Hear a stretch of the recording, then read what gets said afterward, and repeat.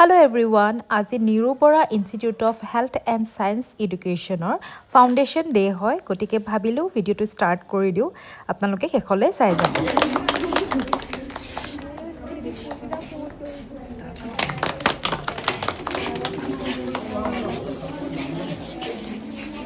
ইলেকশ্যনত উঠিছোঁ নেকি ইলেকশ্যনত উঠা নিচিনা লাগিছে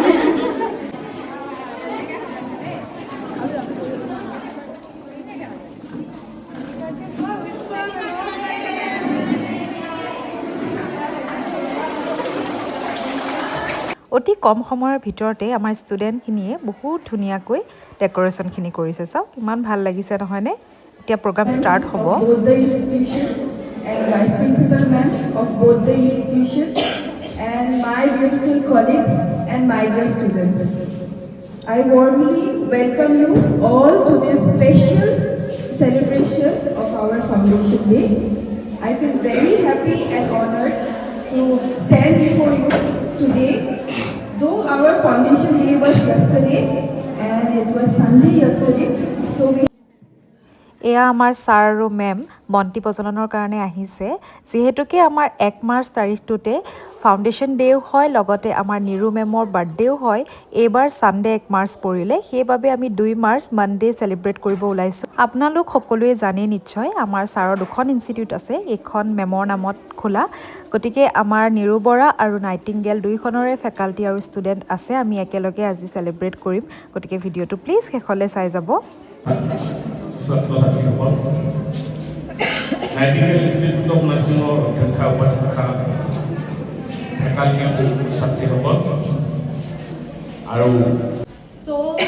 আজি আমি সকলোৱে গম পাইছোঁ যে ফাউণ্ডেশ্যন যোৱাকালি আছিল একচুৱেলি 1 মাৰ্চৰ পৰা আমাৰ সদায় প্ৰতি বছৰে আমি নিৰুপৰা ইনষ্টিটিউটটো তোমাৰ 2021ৰ এষ্টাব্লিছ হৈছে আমাৰ ষ্টুডেণ্ট তোমাৰ লোৱা হৈছিল 2022ৰ পৰা আজি 2021ৰ পৰা 2026লৈকে আমাৰ 5টা বছৰ আমি গৈ গৈছোঁ 5টা বছৰ সেইকাৰণে আমাৰ দুটাকৈ ষ্টুডেণ্ট গ্ৰুপ কি হৈছে অলৰেডি বেটছ পাছ আউট হৈছে ইমানখিনি পাই মেমৰ কাৰণে স্পেচিয়েলি মেমক থেংকছ ফৰ দ্য বয়জ ল'ৰাখিনিৰ কাৰণে এইটো এটা মানে নিৰুপৰা ইনষ্টিটিউট এটা তোমালোকৰ কাৰণে মানে ক'বলৈ গ'লে ডাঙৰ সৌভাগ্য কিয়নো আজিলৈকে নাইটিংগেলতো ছোৱালীৰ কথা ভবা পাইছিলোঁ মেমৰ ইনষ্টিটিউটত সেইকাৰণে আমি বয়জৰ প্ৰভিজনটো ৰখা গৈছে অল দ্য থিংছ মানে তোমালোক ষ্টুডেণ্ট বিশেষকৈ ল'ৰাখিনিৰ মেমৰ কাৰণে এটা তোমালোকৰ সদায় মনত এটা শ্ৰদ্ধা ৰাখিবা যে মেমৰ কাৰণে তোমালোকে আজি লাইফটো ইমানখিনি আগুৱাই গৈছে ছেকেণ্ড বেটছত অলৰেডি আমাৰ 7টা ল'ৰা ওলাই গৈছে এইটো বেটছতো তেনেকৈ আৰু দুজন আছে তাৰপিছত আছে একাধিক্ৰমে কি হৈছে তোমালোকৰ কমেও আমি এতিয়ালৈকে 20 ষ্টুডেণ্ট আমাৰ ল'ৰাই আছে চাবলৈ গ'লে সেইখিনি ল'ৰাৰ কাৰণে যথেষ্ট মই ভাবোঁ যে মেমে এইটো এটা ডাঙৰ পদক্ষেপ লৈছে কিন্তু ল'ৰা পঢ়োৱাটো কিমান কষ্টকৰ সেইটো আমি ফিজিকেলি নিজে মানে কি হৈছে তোমালোকৰ লগত ইণ্টাৰেক্ট আহিছোঁ অনুষ্ঠীয় হিচাপে তথাপিও খুব কম সময়ৰ ভিতৰতে যোৱাকালি আছিল আচলতে কৈছে কিন্তু আমি যোৱাকালি বন্ধৰ কাৰণে কৰিব নোৱাৰাৰ কাৰণে আজি অনুষ্ঠীয় হিচাপেই আয়োজন কৰা হৈছে লৰালৰিৰ কাৰণে মই বিশেষকৈ আমাৰ ছাত্ৰীসকলক ছাত্ৰসকলক বিশেষভাৱে ধন্যবাদ দিছোঁ যে তেওঁলোকে ইমান কম সময়ৰ ভিতৰতে ইমান ধুনীয়াকৈ একেবাৰে সীমিত পৰিৱেশত ইমান ধুনীয়াকৈ তেওঁলোকে আয়োজন কৰিছে অনুষ্ঠানটো তাৰ কাৰণে প্ৰিন্সিপালকো মই ধন্যবাদ দিছোঁ শিক্ষাৰ্থীৰ লগতে ছাত্ৰ ছাত্ৰীসকলক Respected Secretary Sir and the principals of our both the institutes and Vice Principal Ma'am of both the institute and the chief guest. আমি সকলোৱে জানো মেমৰ বাৰ্থডেটো আমি নিৰুপৰা ইনষ্টিটিউটৰ কাৰণে ফাউণ্ডেশ্যন ডে হিচাপে আজিলৈকে আমি অৰ্গেনাইজ কৰি আহিছোঁ what is the Foundation Day? It's not just merely a celebration of building but it's a celebration of a dream that is continuing to inspire us or shaping our lives. But today it is even more special because it's celebration of our ma'am's extraordinary life. I just want to say a few words about ma'am and her stories. Ma'am was born in 1st March in a small village, but at that time studying of a girl was very difficult. But she turned out to be the first person who secured division among all the boys and girls in her first HSLC examination, that is her 10th examination. And she secured first division even in her 12th examination. And in 1990, she completed her BSc Nursing from one of the prestigious colleges of Assam, which is Regional College of Nursing. So she completed it long back in 1990 when actually nursing was not very sound that time. It was the first institute in Northeast India which was giving a course like BSc Nursing. So she completed then in 1990, then she got her first job in Kokrajhar. And you know the place, how it was in 1990 or 1991, how it was in 1991, like the place, the Bodoland territory. It was so chaotic that time that she was serving her skills, serving her humanity in that time. But due to some internal disturbance in 1990 in the Bodoland territory, she had to leave her job. But some people, you know, like, হঠাতে এনেকুৱা কিবা বিপদৰ সন্মুখীন হ'লে কি হয়, হাৰি যায়, কেতিয়াও মানে আকৌ আগবাঢ়িব ইচ্ছা নকৰে. But she never left it. She never, for the development and growth of this particular area, that they are doing such a like humanity. ৰাতি যোৱাকালি নহয়, একচুৱেলি পৰহি ৰাতি বুলি ক'ব পাৰি, মানে ছাৰে মোক ফোন কৰিছে, ফোন কৰি পেলাই কৈছে যে তুমি 12টামান বজাত আহিবা, মেমৰ কাৰণে মেমক এটা বাৰ্থডে ছাৰপ্ৰাইজ এটা দিম। তাৰপিছত ঠিক আছে, মই কৈছোঁ হ'ব ছাৰ। ছাৰে কৈছে যে পিছফালৰ দৰজাখন খুলি থবি, তুমি মানে আহি যাবা ধুনীয়াকৈ কেইজনীমান লৈ পেলাই। তাৰপিছত মই ছাৰক কৈছোঁ হ'ব ছাৰ, আপুনি কিন্তু মাজৰ দৰজাখন বন্ধ কৰি থ'ব লাগিব, নহ'লে আমি গ'লে মানে তেনেকৈ গম পাই যাব যিহেতু। ছাৰে আকৌ আধা ঘণ্টামান পিছত মোক ফোন কৰি পেলাই কৈছে মই বেলুন লৈ আহিছোঁ ধুনীয়াকৈ, মেমৰ কাৰণে দুটা গিফ্টো আছে সৰু সৰু, তাৰপিছত কেক এটা লৈ আহিছোঁ, বস্তুখিনি মই তোমাকে হেণ্ড অভাৰ কৰিম, তুমি আহি যাবা। তাৰপিছত ছাৰে আহিছে, মই কৈছোঁ, পিছত ছাৰক কৈছোঁ ছাৰ কেকটো মই লৈ থৈ দিলে মানে বেয়া হৈ যাব, আপুনি ফ্ৰিজত থৈ দিব। তেতিয়া ছাৰে কৈছে এতিয়া মেম আছে নহয়, মই মনে মনে লুকাই থ'ব লাগিব। তাৰপিছত নাই স্পীকাৰত ছাৰে বাহিৰত আছিলে। তাৰপিছত মই বস্তুখিনি লৈ ল'লোঁ আৰু অলপ সময় আগত গৈ পেলাই বেলুনখিনি ইয়াতে ফুলাই পেলাই একদম মনে মনে গৈ পেলাই বান্ধি থৈ আহিছোঁ। তাৰপিছত কেকটোতো আমাৰ লগত নাই, ছাৰে কোনোবা এটা চান্সতে মাজতে কেকটোও থৈ পেলাই গ'ল, মানে আমি গমেই নাপালোঁ। তো ডেফিনেটলি মানে ছাৰে মেমক বহুত মানে ভাল পায় আৰু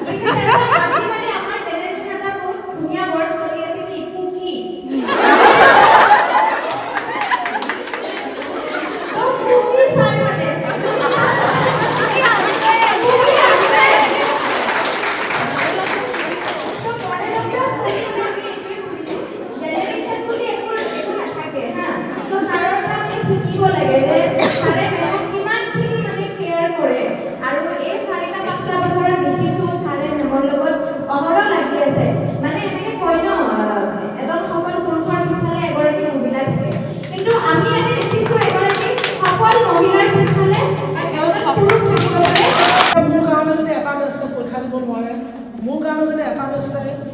ক'ৰবাত পিছুৱাই ৰয় তেতিয়া মই ভয় কৰিম। তেনেকুৱাটো আজিলৈ মোৰ কৰ্মনিৰ্বাহ হোৱা নাই। আগতকৈ সদায় মোৰ আগতীয়াকৈ ৰেজিষ্ট্ৰেশ্যন হোৱা অনুভৱ নহয়, গম পাইছা? তাতো মোৰ গোটেইবিলাক কলিগছে থাকে, জুনিয়ৰ থাকে, হয়নে? বিশেষ সম্পূৰ্ণ নতুন বাহিৰত ডাইৰেক্টলি একো নাই। এইটো কি তাৰমানে ভাল লাগিছে, এইবিলাক ছাৰৰ মানে বেছি এই বিজনেছ পাতি ক্ষেত্ৰত মই মানে বিজনেছ মানুহ নহয়,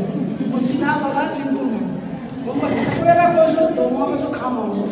একো নাই, হয় নে নহয়? কিন্তু ছাৰে কৰে এতিয়া ছাৰে ভাবে মোৰ অৱদান নাই মই নাই বুলি নকওঁ কাৰণ মোৰ অৱদান ভিতৰুৱাকৈ আছে দেখুৱাই নহয় হয় নে নহয় এতিয়া আমাৰ পলি হওক বা মামনি বাইদেউ চবে কিবা এটা কৰিলে মোক সোধে ন তাতে মই ভাবোঁ নিশ্চয় মোৰ অলপ অৱদান আছে নি বাইদেউ ছাৰে প্ৰতিটো মই যেতিয়া ইয়েছ কওঁ সেইটোতে আগুৱাই বেছিকৈ কামত নাগে মোক খং উঠি যায় ন মানে কিছুমান বেছি হোৱা বেয়া পাওঁ এটা লিমিটত ভাল পাওঁ হয়নে ছাৰে মানে অভাৰ থিংকিং কৰিব পাৰে ছাকচেছ হ'ব মানে থিংকিং কৰে যে ছাৰৰ থিংকিঙে মোৰহে মাথাত কেতিয়াবা গৰম ইমানটো নাথাকিব হয় কেতিয়াবা মই ছাৰক তোমাক কিয় ইমান লাগে তেনেকৈ ক'ব কিয় ইমান লাগে হ'ল আৰু নালাগে আৰু মানুহে অশান্তি আমাৰ অসমীয়া সমাজত বিশেষকৈ এই যেনেকৈ আমাৰ তাইক হেৰি বুলি কওঁ লিজা বুলি কওঁ সিহঁতৰ তাইৰ ছোৱালী হ'ল তাৰপিছত এজনী ছোৱালী তাৰ সৰুজনী ছোৱালী গাঁৱত মানে মানুহে এই মানে সিহঁতৰ ছোৱালী এটি বাপেকো অকণমান প্ৰথম আছিলে তাৰপিছত তাইক দেখিছোঁ এতিয়া মানে ভাইটি হয় ছোৱালীকেইজনীক লৈ মানে বহুত হেপী আৰু সিহঁতৰ কাৰণে বহুত টকা পইচা খৰচ কৰোঁ মই সিহঁতৰ কাৰণে পাগল কৰিছোঁ হয়নে আগতে অকণমান গাঁৱৰ মানুহে কিবা কৰাৰ কাৰণে অকণমান ভাব এটা আছিলে মই চাওক তেতিয়া আমাৰ ভাবিবলৈ একো নাই মোৰ এজনী ছোৱালী এটা ল'ৰা কোনোফালে টেনশ্যনে নাই দুটা ল'ৰা ছোৱালী নাই দুজনী ছোৱালী ল'ৰা নাই একোতো নাই ভগৱানে চব দিছে ন এজনী ছোৱালী এটা ল'ৰা যে ডাঙৰ লৈ দিছে পুৰি নলৈ দিছে আকৌ কি লাগে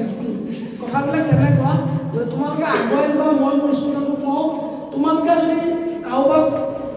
হত্যা কৰি মোক যদি সঁচা কথা কোৱা তোমাৰ হৈ পেলাই মই তাক আগবঢ়াত গৈ পেলাই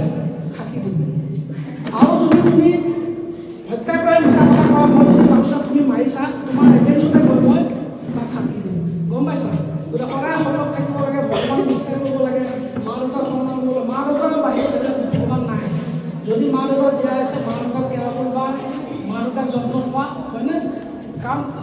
লাইফটো কেতিয়া কি হয় কোনেও নাজানে হয় নে নহয় আজি কথা কৈ হ'লেও আধা ঘণ্টাৰ পিছত নাইকিয়া হৈ যাব কিন্তু ডাঙৰ কথা নহয় থকা দিনখিনি সদায় মই ভাবোঁ যে মা দেউতাক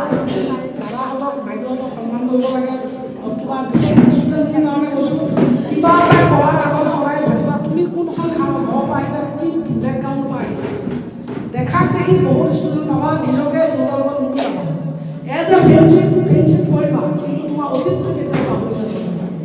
অতীতক বাদ দি মানুহে কেতিয়াও ভৱিষ্যত গঢ়িব নোৱাৰে হয়নে তোমাৰ মা দেউতাই খেতি কৰিছে মোৰ দেউতাকৰ খেতি কৰে আটাইতকৈ আচল কথা মোৰ মায়ে ক লিখিব নাজানে মোৰ দেউতাই ক লিখিব নাজানে আমাৰ মায়ে নাম গাই নামবিলাক আমি ডিক্টেশ্যন দিওঁ ডিক্টেশ্যন দিয়ে মুখস্থ ইমান মুখস্থ হৈ যায় দুটামান লেখত ল'বলগীয়া নাম গাইছিলে বুজি পাইছা কেতিয়াবা এতিয়া কেক কাটিং হ'ব তাৰ আগতে আপোনালোকে চাই লওকচোন কেকটো ইমান বেছি ধুনীয়া হৈছে ডাঙৰ কেকটোৰ লগতে এইটো বেণ্ট কেকো দিছে সঁচাকৈ Manisha thank you so' much